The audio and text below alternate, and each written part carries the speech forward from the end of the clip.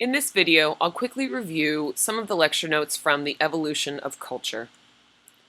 As we've talked about in a previous class, culture is a lot of things, and we've been able to define it according to several characteristics. So, culture is learned, it's symbolic, culture is shared and all-encompassing, it's integrated, it's adaptive and maladaptive, culture interacts with nature, it's dynamic, meaning it's constantly changing, and culture is also performed by members of society.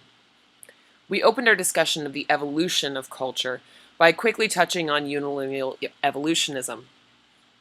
We often have a tendency to look at a culture like that we see in New York City, a culture that is incredibly complex, with many layers of hierarchical systems and tons of people, and we think that this is somehow the culmination of cultural development. We tend then to view other societies that are different from ours as stages in our cultural evolution. So we imagine ourselves as living in this world here that previously passed through these other stages. Before being this metropolis that New York City is, perhaps our ancestors existed as farmers, or perhaps they existed as small-scale shepherds. And then before that, we existed as very small groups of hunter-gatherers. And while there's a certain amount of truth to the idea that cultures do develop through time, if we rely too heavily on this idea of unilineal evolutionism, it implies that the cultures who are not us, the cultures who are not as big and complex and hierarchical, somehow haven't evolved.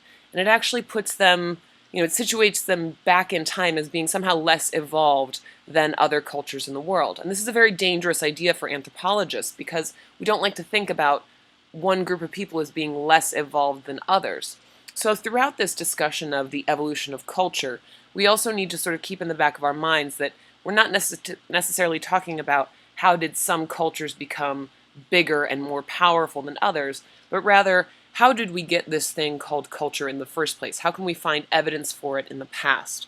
And there are a couple of ways that we can do this. We can start looking at other cultures that exist around the world, but we can also look at our closest living relatives, which are the living apes, and we can look at the development of our own lineage and some of the fossil evidence and archaeological evidence that we can see within our own past in the last 7 million years or so.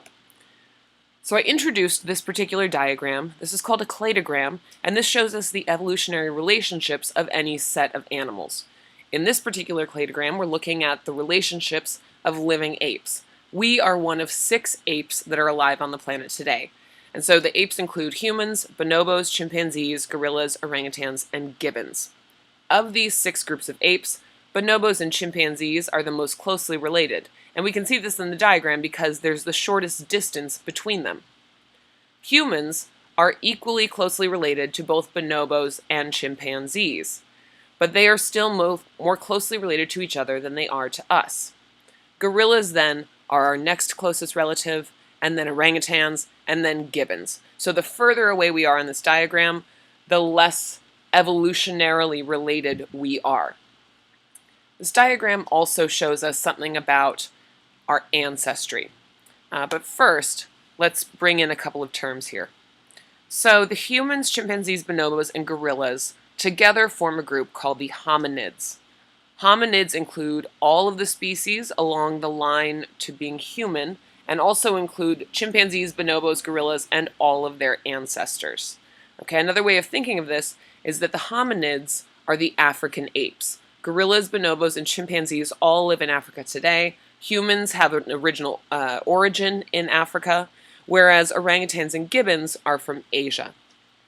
So this diagram not only shows us the evolutionary closeness of species, but every time we see a branching, where we see 2 lines going off in different directions, right here at the node of that branch is our last common ancestor. So this diagram tells us that at some point in the past, humans shared an ancestor with bonobos and chimpanzees. There was some species living in the past that was neither chimpanzees or bonobos, and nor was it humans. It was a different kind of ape.